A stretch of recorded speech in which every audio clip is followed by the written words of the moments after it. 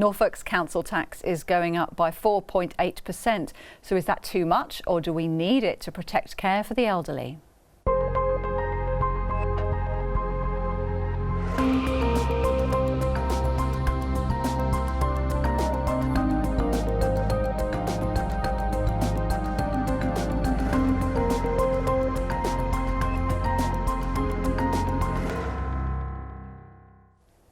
Good evening. We'll all be paying more council tax from April.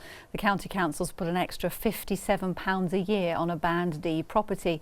Councils in Norwich, South Norfolk and Great Yarmouth have also put their taxes up as well in the last week.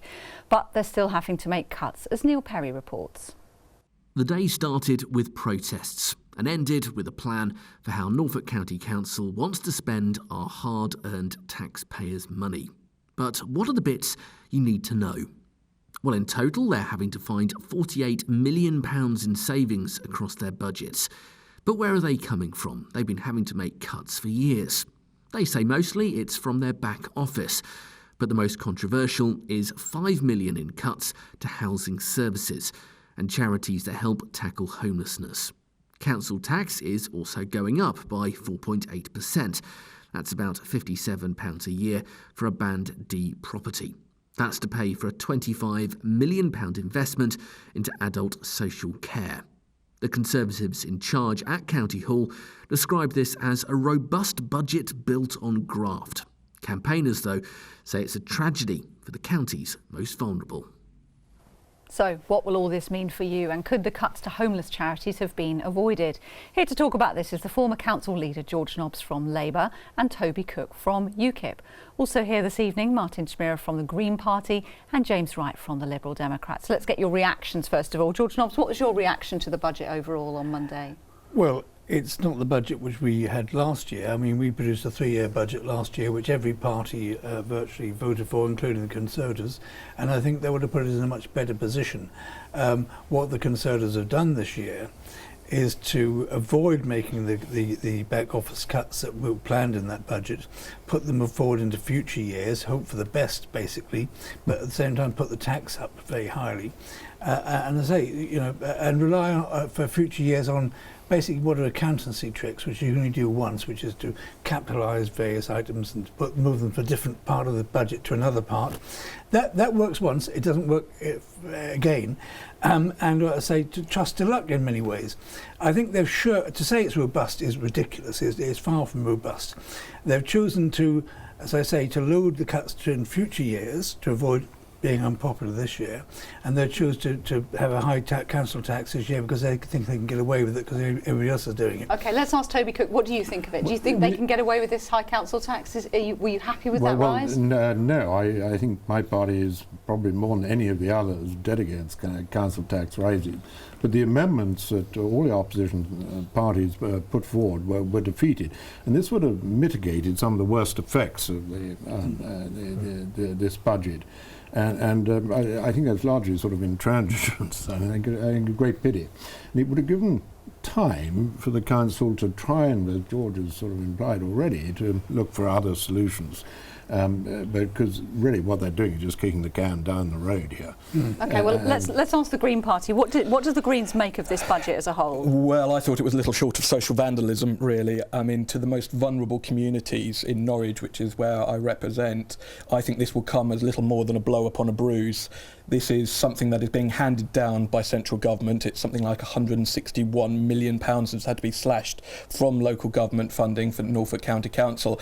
And quite frankly, the efficiency savings have already been made, and now it is cutting deep into the bone and into the heart of our communities, and it's completely reprehensible, in my opinion. OK, social vandalism, is that a step too far? Well, it is a step too far. And the cuts to housing support, etc., that will have deep impact on organisations like the YMCA, St Martin's Housing and the Benjamin Foundation are just too much, and that's why the joint amendment between Labour and the Liberal Democrats would have helped mitigate against some of that. OK, well, we did ask the leader of the council, Cliff Jordan, to come on the programme, and he declined that offer. Instead, he spoke to Mustard TV News at County Hall and explained some of the challenges he's facing.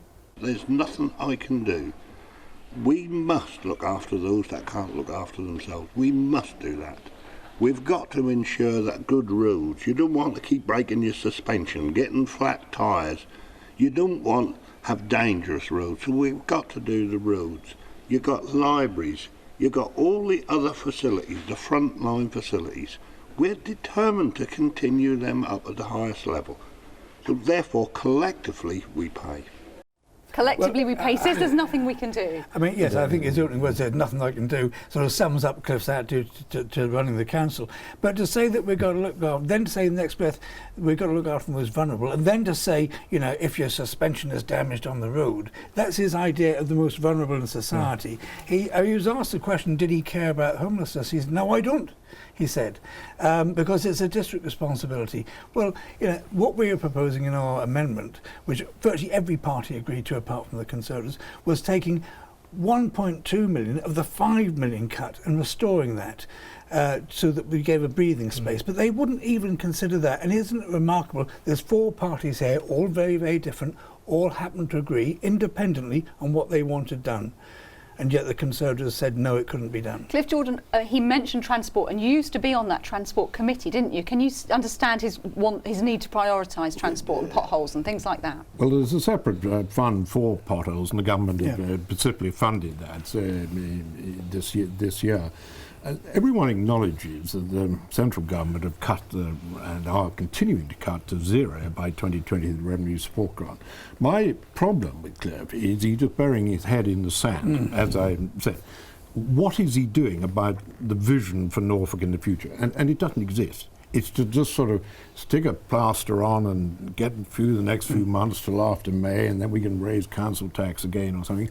And he's been, you know, where at least I am and my party trying to drag him kicking and screaming into the sort of 21st century. But these cuts are happening, and he says we just have to pay. Is that inevitable that council tax has to go up? Well, I think at the moment it does, and you know, we are seeing a reduction in central government grants. There was a Tory 2015 manifesto commitment to not raise VAT income tax on national insurance contributions, and central government has to find its money from somewhere. So what it's doing is riding roughshod over local government and saying local government can pay.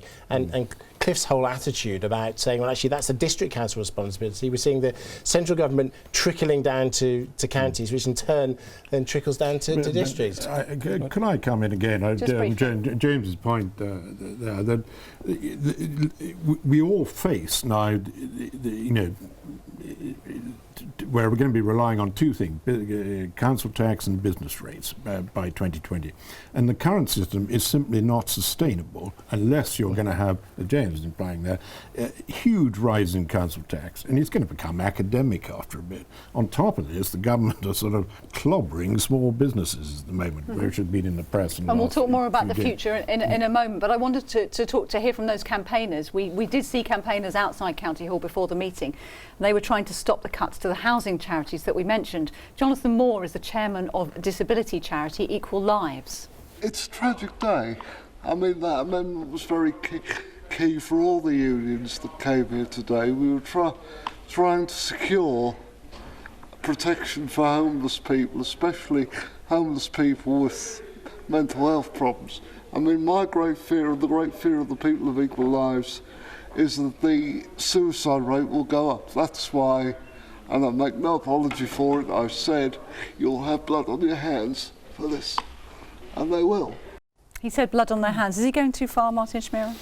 Well, I think time will tell on that. I think what we do know, though, is that there is going to be anything up to a £3.2 billion black hole, or in the red, in terms of what councils can provide in terms of social care. And I think it's quite remarkable that I think we're one of the few countries in Europe where social care is passed down to local government.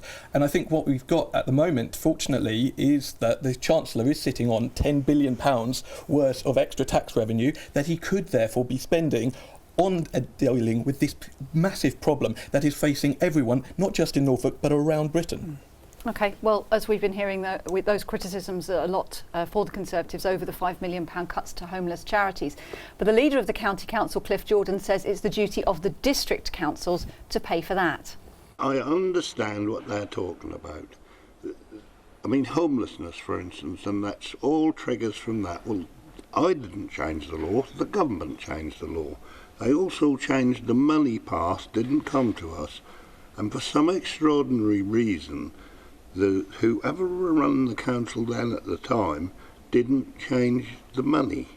And we kept picking up the bill. It's only when I saw that and questioned, why are we still picking up a bill that we have no right to do? Because we're a tax-raising authority, so are the others. And it's their responsibility. Why are we hitting us for something that's nothing to do with us? So Cliff, Well, there's several things. Sorry, there's several things there. I mean, 7 or 8 years ago, Cliff claims this happened. The Conservatives in charge. He was a member of the Conservative cabinet on Norfolk County Council, so the fault is his. But it's like passing on the other side. It's just we're not saying we should pay all of it. This is something we do with districts and with charities, and to say it's nothing to do with us, it's all down to the districts, is absolute nonsense, and he knows it. I remember when I became leader, we talked to the districts about money, and they hand over a great deal of considerable amount of money from what was called second homes money to us, and we left a proportion which technically was the county councils, because it was going to be spent more efficiently by the districts on things which we believed were part of a joint district and county priority, and homelessness is one of those things. well, let's ask James Wright, because you're on the City Council. How much of a worry is this for you? Well, I think it's a huge worry, and we have to see cooperation between county, districts, third sector and CCG. Public sector can't work in individual silos, and I find Cliff's attitude there over it being the district's problem, I find it outrageous. What I will say, taking Norwich in particular, we're seeing a 15.9% reduction in our core spending power between now and 2020, the fourth worst off district council in the country due to reduction in government grants. So it's simply not sustainable to say that districts should pick this up.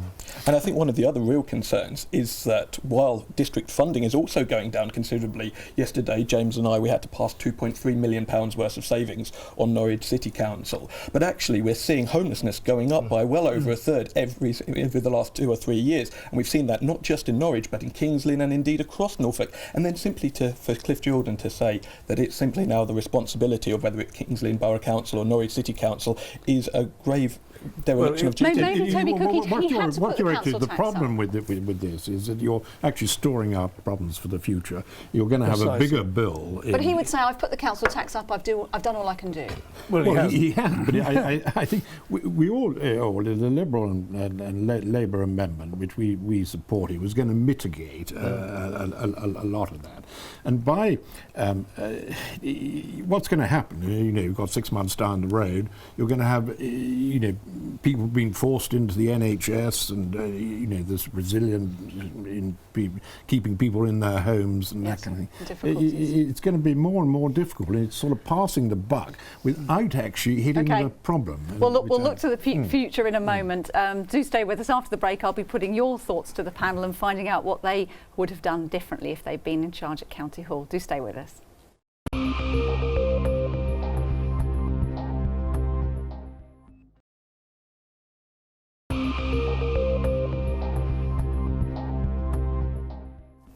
Welcome back. Tonight we're looking at how councils spend your money after Norfolk voted to increase council tax by 4.8%. They say it means they can put an additional £25 million into supporting adult social care and children's services. But some have labelled it social vandalism. So how should councils balance the books when they're under increasing financial pressure? Well, here to talk about this is the Labour group leader and former council leader George Nobbs, and from UKIP, Toby Cook. Also with us this evening from the Green Party, Martin Schmierer, and Lib Dem, James Wright. Well, one of the things the Conservatives have been criticised for in this budget is not protecting the most vulnerable people in Norfolk. But leader Cliff Jordan says the opposition councillors are just saying that to make a political point. If I was in their shoes, I would say that, wouldn't I? Because it's a political point.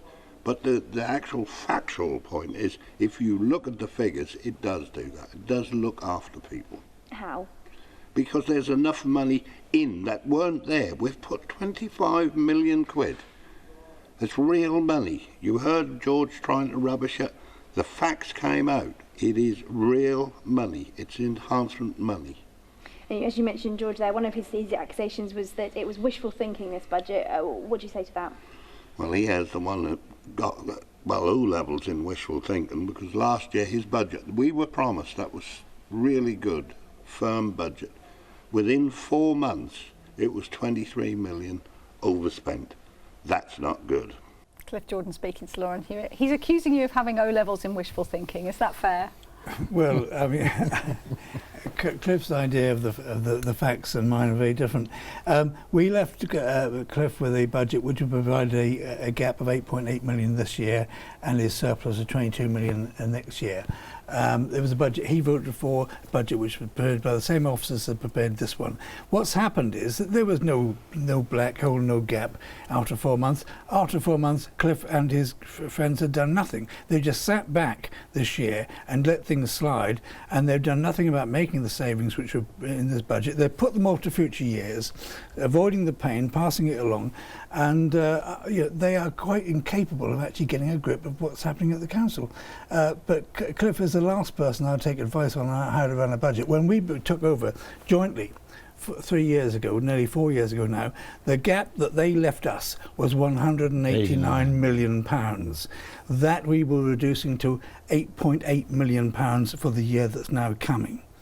They are now going back to that. They're now going in the opposite direction yet again.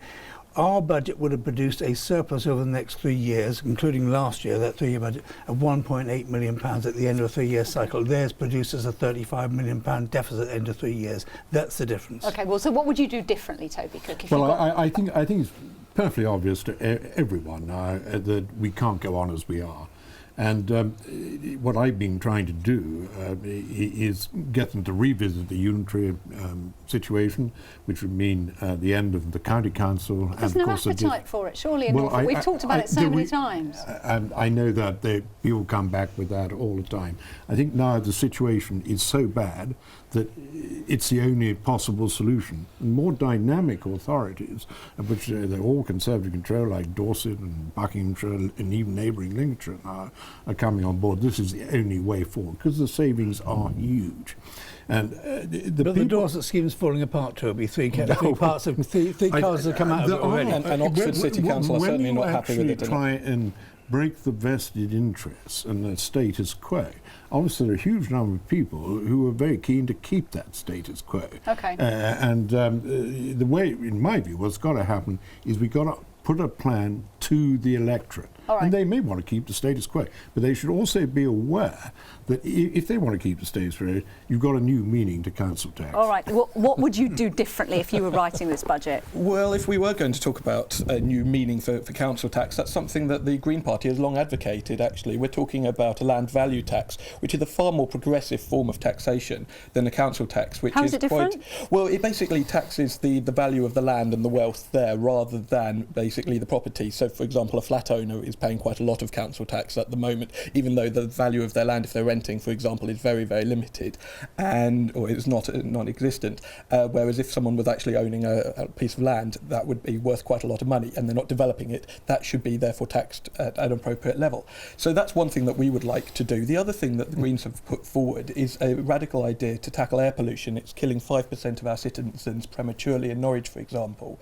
and a small amount of investment to improve the buses, for example, and to phase out diesel vehicles would be very beneficial to public health. And ultimately, the duty of every government and every local authority is to protect its citizens. And by doing that, we should be obliging. All right, what would the Lib Dems do differently? Well, if we're talking about sort of structural changes in terms of the way we fund local government, and it's very clear that we're going down a route of tax collected locally, both from individuals and businesses, but actually it's not sustainable to continue with the business rates as they are and with council tax as it is. We have a long-standing policy of a local income tax, and I think that is something that possibly is a policy whose time has now come. But there also needs to be some reform of how businesses are taxed locally as well. Well, as always, you've been getting, I'll come back to you in a moment if I may, as always you've been getting in touch on social media. Frankie Richer says, it's OK as long as Mr Jordan and his council vote to freeze their expenses or even cut them by 4.8% in line with the increase that they're asking the citizens that voted them into power. Just what happens about councillors' expenses? Do they go up in line with inflation or not? I don't think so. No, I think it's about 1%. I mean, to be fair, actually, Norfolk County Council has not increased the allowances for councillors, I think, virtually since the time I got elected 12 years ago. I think it's 1%. But some district councils, Conservative-run district councils, have increased their allowances massively in this last year. All right, something to look at. Well, Brian Priest says, stop wasting money digging up every other road in the county. I have to put it to you, you used to be on the Transport Committee. Are we spending too much money on the roads? I think the actual maintaining the county and indeed every authority's roads is now way beyond any form of council thing. It's going to take a huge national investment to get our roads There's a lot up of to changes scratch. and some people think they're unnecessary. I don't agree with that. I think infrastructure is absolutely critical. If I can come back on James, it's very easy to say, oh, we think of some new tax. That's the way, tax everyone else. There are other solutions that you don't need to raise tax, because the amount of money you're going to require with demographics going against us, costs increasing such as national living wage and all this thing, tax is going to have to be increased dramatically, and people have had enough of being taxed. Okay, well, Emma Jones got in touch as well. Emma Jones, she agrees. She says everything's going up. How do they expect people to pay more when wages are rubbish? This country's a joke. And I know the Greens were in favour of increased taxes, but it's a problem for people, isn't it? It is, and I think it just shows you how broken the whole council tax system is at the moment. The question is, where are we going to find that sort of money from? And the Greens have come up with some interesting ideas on that, one of which is to limit the amount of infrastructure on roads, for example. So the Northern Distributor route, for example, that's an unnecessary spend of money when we are actually neglecting. Well, I believe that it is a complete waste of money. And when you're not investing, in railways, and when you're not investing in the kind of infrastructure that is sustainable and environmentally friendly, then that's the kind of all roads are useless. I'm not saying that all roads are useless. Your party would get against the NDR. That's going to help dramatically on lessening congestion. One at a time, gentlemen. The real issue is this: that when I was a young man looking at local government, the government paid 2/3 of the cost of all local government. Is going to end up in a couple of years' time paying nothing whatsoever. That's basically the problem. The things we have to deal with, roads and so on, people think are national problems. Education is a national problem. Social care is a national problem. We shouldn't put on one council or another so that you have take potluck. I mean, some places like Great Yarmouth have not going to have a big rate basis to raise money from. Other places like Oxford or Cambridge will be able to make a lot of money. Brighton will make a lot of money. It is ridiculous to make a lottery. So if you have the misfortune to be born in a place or live in a place where property values aren't high, you are going to have no services at all. It is scandalous. Okay, we've less than a minute left. If you win the elections in May and you get back into control, what would you do? Well, we would. I'd make a job. Would you work together again? Well, look, all the parties would work together are here today, and the Conservatives are not here today. I think that tells you something. I think we've shown that we can get on with each other, and so I hope that if we don't have a majority in our own right, we will be able to work with other parties. All right.